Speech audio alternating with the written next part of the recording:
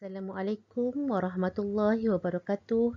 Bertemu kembali pelajaran kita pada minggu yang kedua, 28 hari bulan 1, 2021 pada hari Khamis. Bersama saya Ustazah Nur Ashikin binti Ahmad.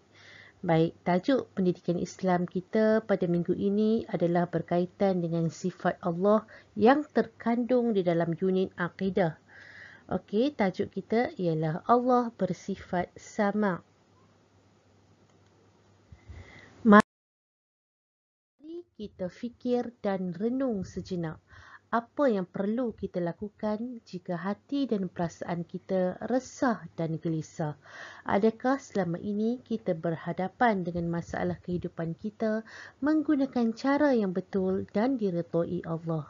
Ya anak-anak, setiap kesulitan dan masalah yang kita hadapi adalah ujian daripada Allah. Dari Allah ianya bermula, maka kepada Allah jua kita perlu kembali.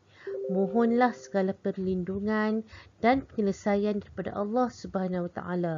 Ini kerana Allah itu bersifat sama. Apakah maksud sama? Allah Maha mendengar setiap sesuatu, sama ada bunyi yang kuat atau yang sangat perlahan. Sebagai contoh ialah seperti bisikan hati manusia. Cuba kita lihat kembali, adakah kita mengetahui apa yang terdetik di dalam hati manusia lain? Tidak, bukan? Tetapi pendengaran Allah adalah berbeza daripada pendengaran makhluknya. Allah mendengar segala-galanya walaupun itu adalah kerahsiaan di dalam hati kita. Allah tidak memerlukan apa-apa bantuan deria ataupun alat kerana Allah itu Maha mendengar. Allah bersifat sama. Pendengaran Allah tidak terbatas. Berbeza dengan pendengaran manusia. Pendengaran manusia terlalu terbatas kerana hanya di sebalik tembok kita sudah tidak dapat mendengar dengan jelas apa yang manusia lain berkata-kata.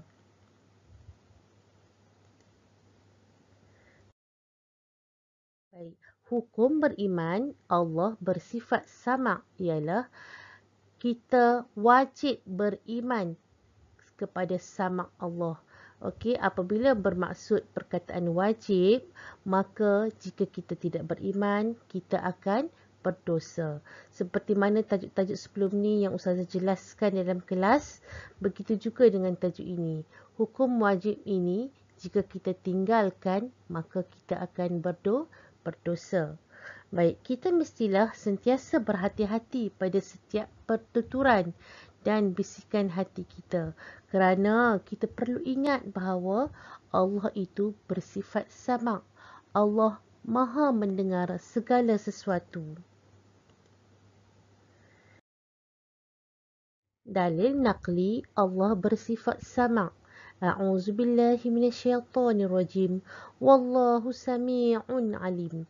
Yang bermaksud, dan ingatlah Allah sentiasa mendengar lagi sentiasa mengetahui. Surah Al-Baqarah ayat 224. Dalil akli Allah bersifat sama pula ialah Allah memiliki segala sifat kesempurnaan dan kemuliaan. Oleh itu, mustahil bagi Allah bersifat kekurangan seperti tidak boleh mendengar. Tidak ada satu pun kekurangan pada Allah Subhanahu Wa Taala. Ingat tu anak-anak semua. Baik, tugasan kamu pada minggu ini ialah Ustazah telah menyediakan satu modul kepada kamu. Jadi, kamu perlu menjawab soalan yang telah disediakan di dalam modul berkaitan tajuk sama. Dan kamu perlu menyalin nota yang telah Ustazah berikan dalam slide ini, iaitu slide 2 hingga 5. Ustazah minta kamu menyalin dari slide 2 hingga 5. Baik, sekian saja pengajaran dan pembelajaran di rumah pada minggu ini. Terima kasih. Kita jumpa lagi pada minggu hadapan. Ilal liqa. Ma'assalamah. Assalamualaikum.